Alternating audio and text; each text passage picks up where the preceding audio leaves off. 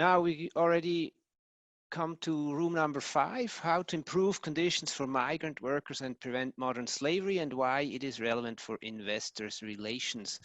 Andy Hall, can you, or will Antje present the results? I'm not quite sure.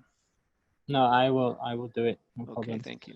Yeah, so we looked at the issues related to the fact that in the tourism industry, there is a lot of outsourcing and subcontracting of workers by the major actors, like particularly hotel chains, and we looked at how migrant workers are involved in so many of these issues as outsourced laborers or subcontracted laborers, and we also looked a lot at the recruitment agencies involved, and we mentioned that a lot of the outsourcing companies are actually large multinational companies. We looked, for instance, at G4S or Transguard or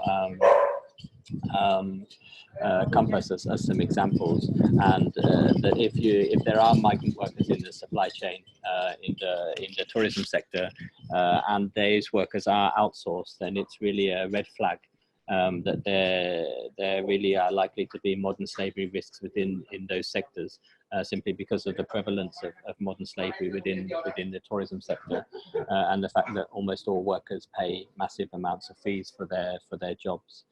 And then we talked about the assumption that there is no ethical recruitment of migrant workers into the tourism sector across the world, almost without exception, particularly those that are in low-skilled positions.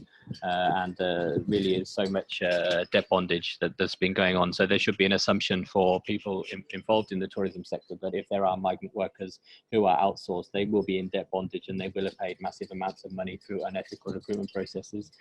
And then we talked about the issue of certification. APTA was in the group, and they talked about their method of certification.